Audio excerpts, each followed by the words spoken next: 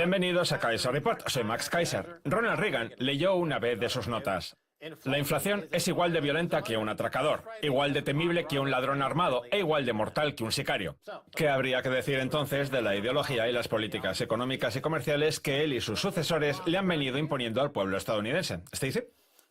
Sí, la frase es de Ronald Reagan, a quien también asociamos con la última Guerra Fría, cuando decía eso de que la Unión Soviética era un imperio malvado, que no se ocupaba de su pueblo, que se moría de hambre por culpa de la colectivización de la agricultura y la ganadería, provocando la muerte prematura de los soviéticos. Eso mismo es lo que está pasando ahora en Estados Unidos, a causa de ese tipo de políticas que él mismo impuso al pueblo estadounidense y al resto del mundo. Según una encuesta, los estadounidenses en situación de desempleo han dejado de buscar trabajo en proporciones escalofriantes. Esta noticia se dio a conocer la semana pasada. Según una encuesta hecha pública el miércoles y que dibuja un panorama dantesco en el mercado laboral, casi la mitad de los estadounidenses desempleados han dejado de buscar trabajo, y es aún peor en el caso de desempleados de larga duración. La encuesta Harris arroja que alrededor del 59% de los ciudadanos que llevan desempleados desde hace 2 años o más afirman haber dejado de buscar trabajo. Esto afecta especialmente a la población joven de entre 18 y 29 años. Muchas veces las insurrecciones empiezan con el regreso de los soldados que combatían en las guerras y que se encuentran sin nada que hacer. Estados Unidos ha participado en un montón de guerras por todo el mundo y eso ha hecho que su economía se vea mermada y asfixiada, con multitud de personas, prácticamente toda una generación, que han vuelto al país y que no tienen nada que hacer. Es un excelente caldo de cultivo para la insurrección. Las cifras que acabamos de ver, que muestran la verdadera situación del mercado laboral, deberían ser motivo de preocupación para aquellos que pretenden preservar la cohesión social. Seguro que muchos de nuestros espectadores son demasiado jóvenes para acordarse de los carteles propagandísticos de la Unión Soviética de los años 80, pero la filosofía por aquel entonces, antes de la caída del comunismo en toda Europa del Este, consistía en seguir ciegamente lo que dijera el líder de turno, que supuestamente sabía perfectamente lo que hacía, hasta llevar a todos los ciudadanos a la utopía. Sin embargo, no debemos olvidar que en la misma década los estadounidenses decían cosas parecidas sobre Ronald Reagan. Sigamos ciegamente su ideología. Todo lo que hace tiene sentido. Si quiere externalizar los puestos de trabajo a China, que lo haga. Con el dinero que nos ahorremos, gobernaremos el mundo. Lo que pasa es que al acabar la frase se daban cuenta de que estaban hambrientos e imploraban que les dieran cupones para alimentos. Poco a poco se han ido dando cuenta de que ni sus líderes ni el sistema se ocupan de ellos y les ayudan a enriquecerse y a prosperar. No han alcanzado la utopía. Y lo más terrible de todo es el sentimiento de derrotismo que han desarrollado, con actitudes del tipo: no me apetece seguir buscando trabajo. Tengo demasiada hambre. Han perdido todo atisbo de esperanza. Los datos de empleo son engañosos porque no incluyen a todas esas personas que han dejado de buscar trabajo. Otro ejemplo más de que la situación no es tan distinta respecto a la de la Unión Soviética. Se manipulan las cifras para que la gente siga convencida de que todo va a salir bien. Propaganda pura y dura. Y esa propaganda entraña un riesgo de ruptura de la cohesión social. Y además puede ser repentino. Insisto en que puede que gran parte de nuestra audiencia no lo recuerde por una cuestión de edad, pero la caída del muro de Berlín y la desintegración de la Unión Soviética pillaron por sorpresa hasta la mismísima CIA, que se creía las cifras que se publicaban. Vamos a ver qué más cuenta la noticia sobre la encuesta Harris. Los resultados surgen poco después de que un informe del gobierno asegurara que aunque la tasa de desempleo había caído hasta el 4,7% en mayo, gran parte de ese descenso se debía a una gran disminución de la participación laboral. Según el Departamento de Trabajo, el número de ciudadanos de todas las edades a los que el gobierno considera fuera de la población activa ha crecido en 664.000 personas hasta alcanzar la cifra récord de 94,7 millones. Es una cantidad enorme.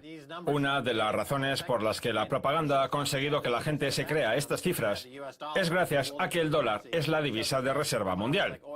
El hecho de que las materias primas como el petróleo coticen en dólares hace que los estadounidenses paguen un precio artificialmente bajo por la gasolina.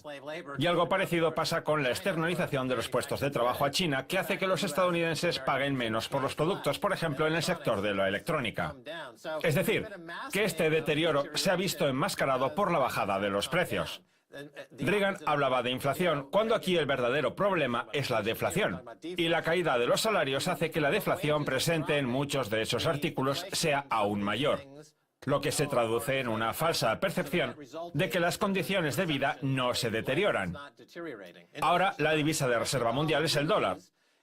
Antes lo fue la libra y antes las de otros países europeos, pero el caso es que en cuanto el dólar pierda ese estatus, la situación cambiará por completo y el precio de la energía y los alimentos será por fin un fiel reflejo del comercio mundial, lo que provocará un terremoto de importantes consecuencias. Donde hay deflación es en los muchísimos billones de dólares de deuda que se vienen acumulando desde tiempos de Reagan. Y además esa deuda era ficticia, artificial, pura propaganda para crear la ilusión de que todo iba bien, a pesar de que, obedeciendo al mensaje del líder de turno, no dejaban de trasladarse fábricas al extranjero con el supuesto objetivo de ganar dinero. Eso era lo que pensaban algunos idiotas, que para hacerse ricos les bastaba con cerrar las fábricas, ponerse cómodos, subir los pies encima de la mesa y esperar a la utopía. Pero no ha sido así. Vamos a ver un titular de hace unos años que tiene mucho que ver con el tema del que estamos hablando en el día de hoy. 1 de cada 4 trabajadores estadounidenses tendrá empleos mal remunerados en la próxima década. Según un estudio del Instituto de Política Económica, para el 2020 se espera que en torno al 28% de los trabajadores tengan un empleo mal remunerado, prácticamente el mismo porcentaje que en el 2010. El estudio define los empleos mal remunerados como aquellos cuyos salarios no superan la cantidad que necesita cobrar un trabajador para que una familia de 4 personas viva por encima del umbral de la pobreza. En el 2011, esta cifra ascendía a $23.005,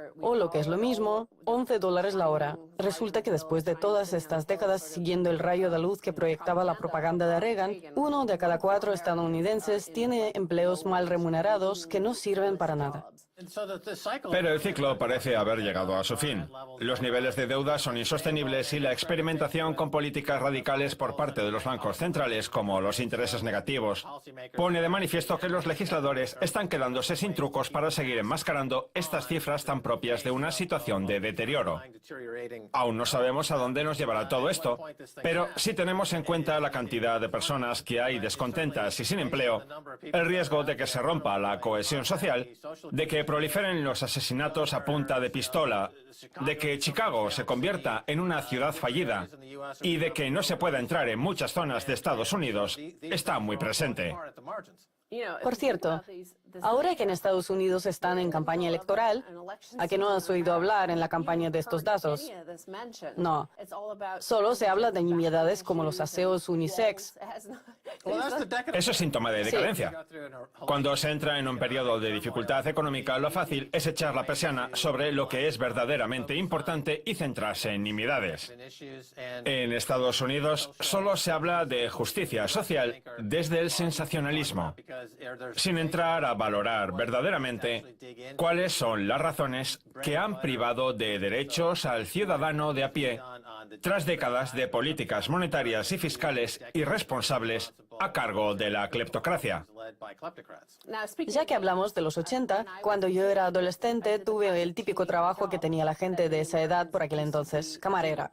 Pues bien, resulta que a día de hoy el sector que más puestos de trabajo genera, el que más empleos ha añadido a la economía tras la crisis financiera del 2007-2008, es el de la restauración. Pero fíjate además en la diferencia salarial. ¿Sabes cuánto ganaba yo de camarera en los 80? $2.13 la hora, propinas aparte. ¿Y sabes cuánto se gana actualmente? Exactamente lo mismo, $2.13. O para los que nos siguen desde el Reino Unido, una libra con 47. Y lo peor es que ese es el trabajo más común. Hay estados en los que la remuneración es un poco más alta, pero el salario mínimo a nivel de todo el país para los empleos en el sector de la restauración es de $2.13 más propinas. Ese es el tipo de trabajo que encuentra la gente. El gobierno federal de Estados Unidos establece un salario mínimo de $2,13 la hora para todos aquellos trabajadores que cobran a partir de $30 al mes en propinas. Si entre el salario y las propinas no se alcanza el sueldo mínimo federal de $7,25 la hora, en cualquier periodo de pago, la empresa está obligada a incrementar la remuneración en efectivo. Ya que hablamos de mentiras estadísticas, lo que hacen es que si un camarero sirve en su turno $1,000 en comidas, dan por hecho que el camarero se habrá llevado un 15% en propinas y le obligan a pagar impuestos por esa cantidad. Así pues, si un cliente no deja propina, el camarero tiene que pagar impuestos por un dinero que no ha cobrado. De allí esas famosas historias de camareras estadounidenses persiguiendo a los clientes por la calle para que les den una propina. Eso también da origen a un mercado negro del trueque. Por ejemplo, una persona puede cortarle el pelo a otra a cambio de que ésta, qué sé yo, le haga el desayuno. En eso consiste la economía del trueque, una economía no gravada por los impuestos. Y si no se recaudan impuestos, la deuda no se puede reducir. Estoy convencido de que ese tipo de economía sumergida no hace más que crecer y no dejará de hacerlo, lo cual supone un obstáculo más para que la deuda pueda seguir financiándose. Vamos a ver un titular de The New York Times sobre la campaña electoral y los votantes con empleos mal remunerados, que cada vez están más desengañados de la propaganda que en su momento se creyeron. El titular dice: cuando el comercio chino acaba con los puestos de trabajo, los votantes buscan los extremos. ¿Te has fijado en lo que hay debajo? Un enlace para leerlo en chino. Es verdad. Curioso. Ya que hablamos del riesgo de que estalle el descontento social, yo creo que están intentando avisar a los chinos que hay estadounidenses de los estados centrales muy enfadados con ellos. Y en cambio, quienes se trasladan a Estados Unidos son los grandes terratenientes chinos para comprar propiedades inmobiliarias y vivir de la renta. Un comportamiento que dispara el precio del alquiler y que provoca la ira de muchos ciudadanos. Por tanto, el enfado entre continentes va en ambas direcciones. Y ya que hablamos de que los votantes están optando por los extremos, según una encuesta de The New York Times y la CBS, el 64% del censo electoral cree que Donald Trump y Hillary Clinton no son de fiar. Por tanto, nos encontramos ante el desplome de la ideología de la propaganda y de las teorías que se pusieron en boga durante la época de Reagan, en las que la generación del milenio ha dejado de creer. Trump podría ser el nuevo Reagan y Hillary la nueva Thatcher. Esto es lo que pasa tras 35 o 40 años de financiarización y neoliberalismo. Que tenemos a los candidatos a las elecciones con menor índice de popularidad en la historia de la democracia. Y además, los dos candidatos se han beneficiado enormemente del tsunami de dinero barato y de la laxitud de las normas. ¿Qué podría salir mal? En fin, tenemos que irnos. En Estados Unidos hace falta un Gorbachev que derribe ese muro. Sí, que derriben ese muro. Un muro de deuda y de malos trabajos. No se pierdan la segunda parte. Tenemos mucho más.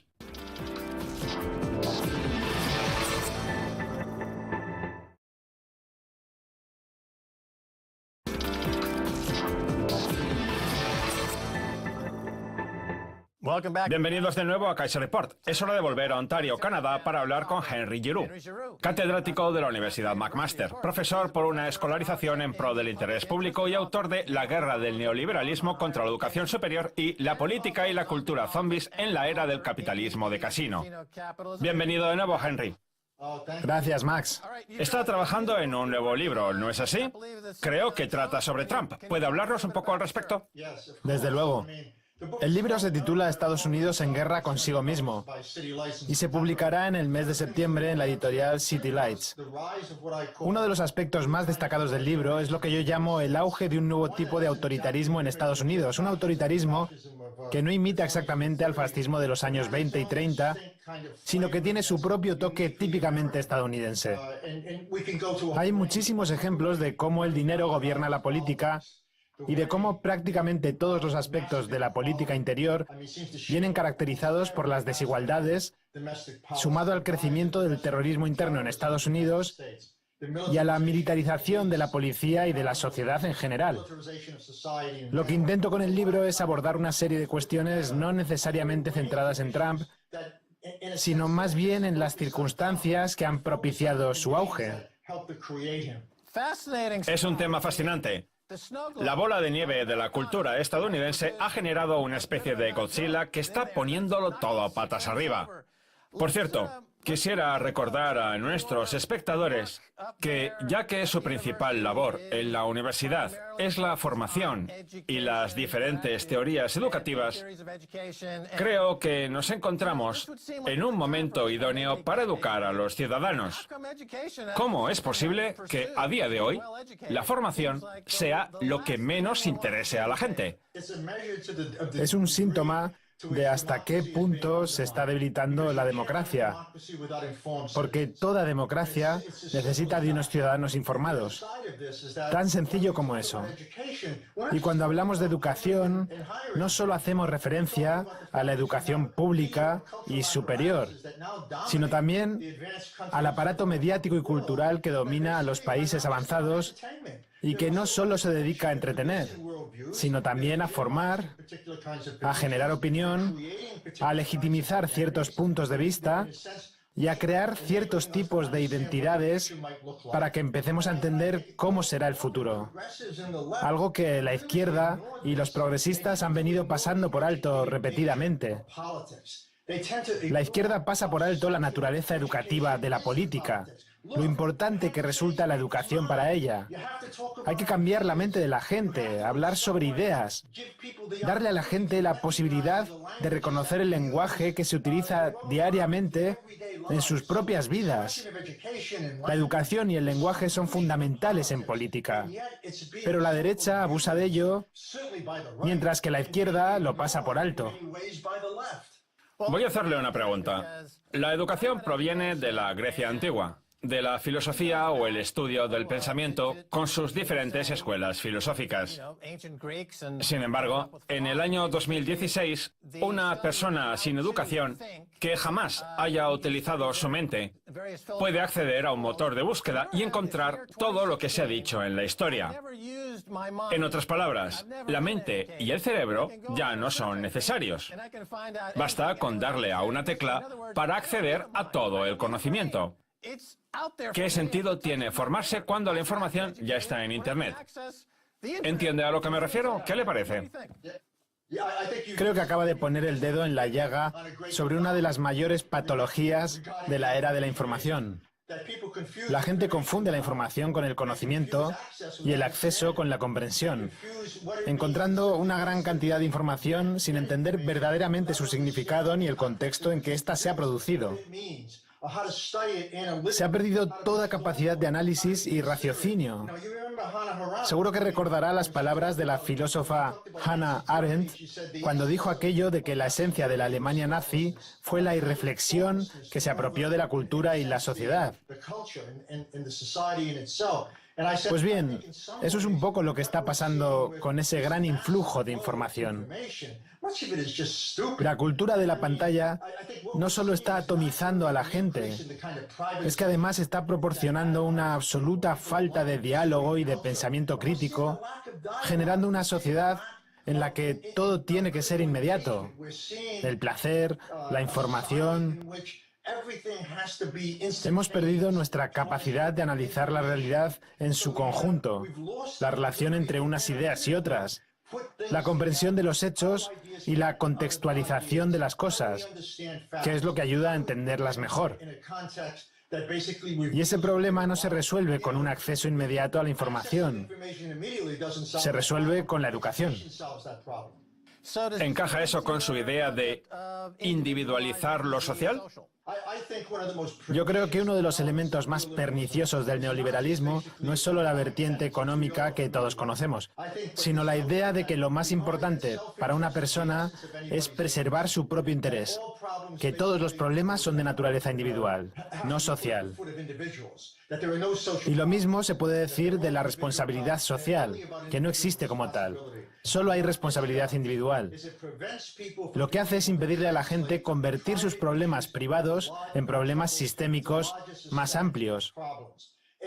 Esa es la esencia de la irreflexión, una forma de despolitización.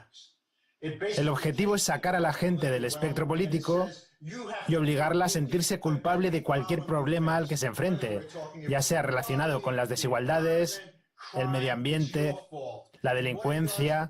Todo es culpa suya. La mentalidad colectiva desaparece en esa máquina de desimaginar, como la denomino yo, que borra la historia, la memoria histórica, el contexto y la reflexión. Eso de culpar a la víctima es típico de los violadores. ¿Podría decirse que las instituciones están violando a los ciudadanos? Sí. Aunque quizás sea una expresión demasiado fuerte, Max. Ese no es el lenguaje que yo suelo utilizar. Yo prefiero emplear el término despolitización, que es el castigo que está sufriendo la gente. De acuerdo. En cualquier caso, la cuota de enfado entre las personas y movimientos sociales de todo el mundo no deja de aumentar. Y el enfado es directamente proporcional a la delincuencia, por así decirlo. En fin, cambiamos de tema. El votante estadounidense de a pie odia al gobierno, pero, en cambio, las élites dedican enormes cantidades de dinero a comprar a los candidatos que posteriormente, si son elegidos, les devolverán a las grandes empresas todo ese dinero en forma de programas sociales. Vamos, que mientras que el ciudadano de a pie odia al gobierno, las grandes empresas sienten pasión por él. Estamos hablando de una distinción fundamental que suele pasarse por alto y esta es ¿a quién sirve el gobierno? Está claro que a las élites financieras. No me extraña, por tanto, que tengan pasión por él. Les encanta todo gobierno que opere en contra del interés de la mayoría.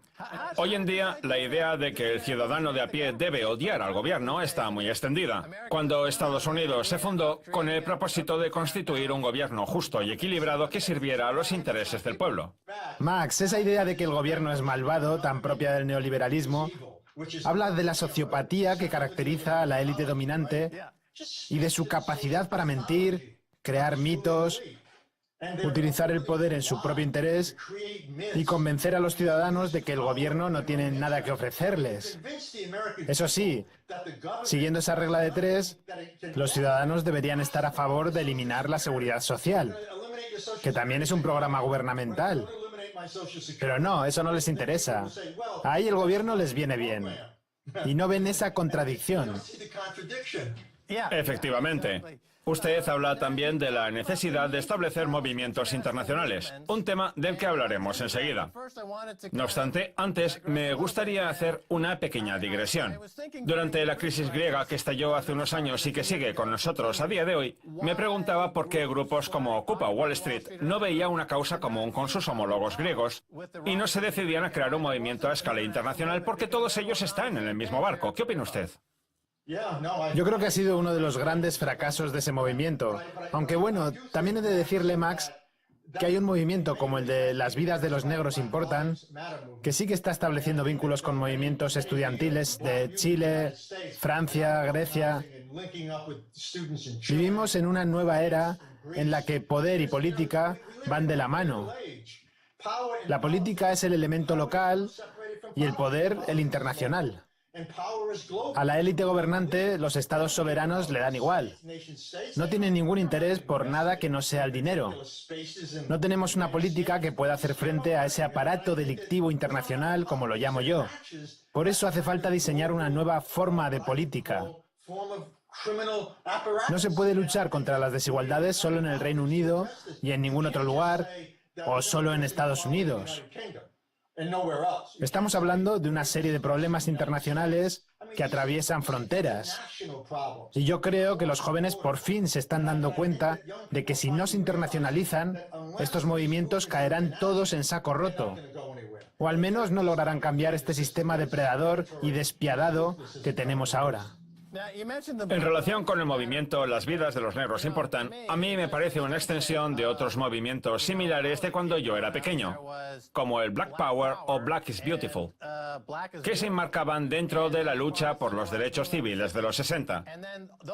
El problema es que sus líderes, el Dr. Martin Luther King, Malcolm X, etc., fueron asesinados y lo mismo les pasó a la gente que apoyaba ese movimiento y a la izquierda en Estados Unidos, que fueron asesinados. Sí. Por eso surgieron movimientos como los Panteras Negras, para luchar contra la fuerza oligopolista de la época que no era otra que la guerra del Vietnam. Pues bien, a día de hoy, Estados Unidos está embarcado en conflictos bélicos permanentes por todo el mundo y envía a la guerra a una serie de chicos jóvenes que son destinados al último confín del planeta sin un objetivo claro.